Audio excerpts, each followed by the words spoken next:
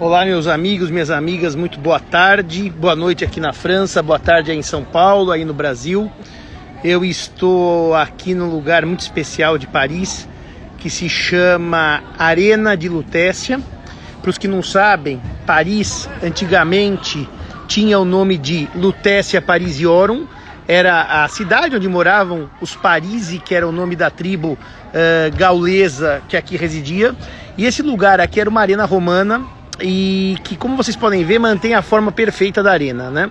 Existem ainda aquelas duas caves atrás, que eram os buracos por onde entravam as feras, e como vocês percebem, é muito interessante que o uso do espaço público na França é um uso muito interessante, porque essa hora nós temos aqui várias pessoas jogando bola, futebol, e jogando jogos tipicamente franceses.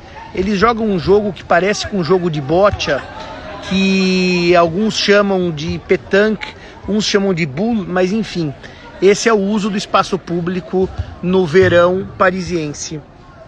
É interessante contar para vocês que provavelmente esse estádio, esse anfiteatro porque tem os dois lados, as duas metades, quando se fala em teatro era aquela metade, anfiteatro porque ele tem as duas metades e ele fecha o círculo, ele deve ser mais ou menos do século I depois de Cristo. E as marcas históricas indicam que aqui havia aquelas disputas famosas de gladiadores, também aquelas lutas com feras, por isso que tem ali, como eu mostrei para vocês, a entrada de onde saíam e entravam as feras, e também, muito provavelmente, havia aqui a luta de navios, porque eram comuns nas arenas romanas que se fizessem verdadeiros campos de batalha naval, com água e tudo, e dois barcos se digladiassem no meio da arena. A história da França ela é muito curiosa, porque os gauleses tinham um líder militar muito famoso, chamado Vercingetorix, e Vercingetorix foi um líder que deu muito trabalho para os romanos, vencendo inclusive a Batalha de Gergóvia, mas finalmente quando César chega aqui, César domina a França, o território atual da França, e vence a Batalha de Alésia, e Vercingetorix depõe as armas aos pés de Júlio César. Aliás, foram as vitórias na Gália que levaram César a escrever aquele livro famoso dele, que é o De Bellum Gallicum, que ele escreve a história da conquista da Gália e que dá a César a sua fama de grande tribuno militar, grande general, e que gera a verdadeira comoção e paixão das tropas.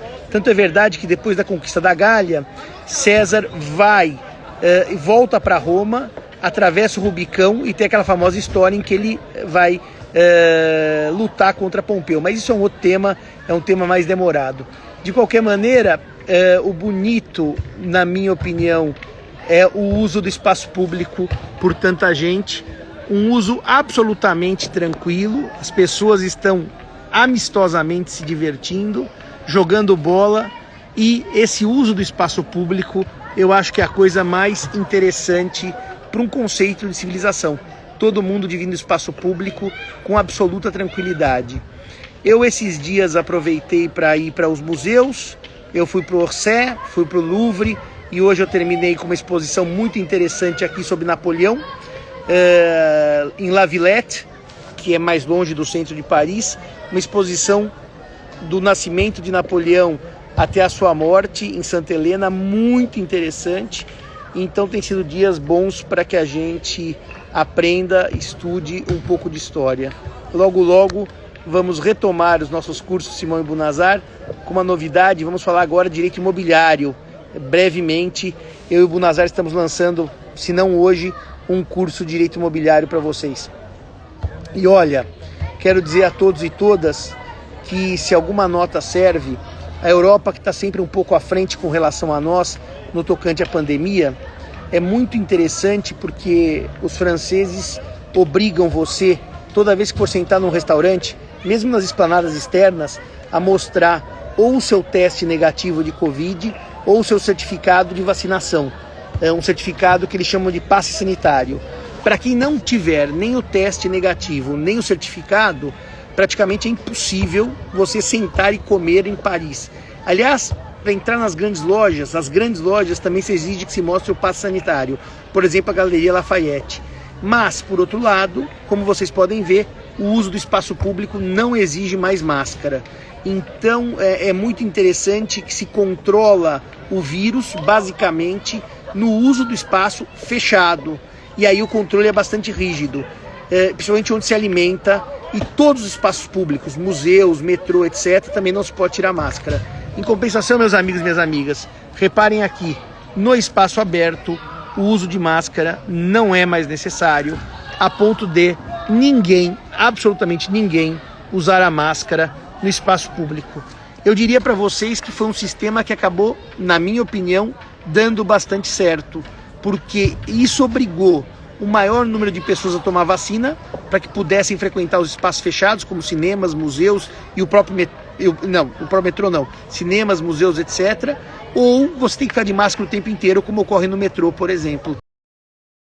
Então há uma certa, na minha leitura, esperança de que as coisas por aqui, estando melhor, venham a refletir amanhã nas opções que nós fizemos no Brasil. Sobre as vacinas, ainda não lembro de ter aceitação da Coronavac, a não ser pelo que eu li na Suíça, e se não me engano, a Espanha também ia aceitar a entrada e a França também ia aceitar a entrada dos vacinados com corona.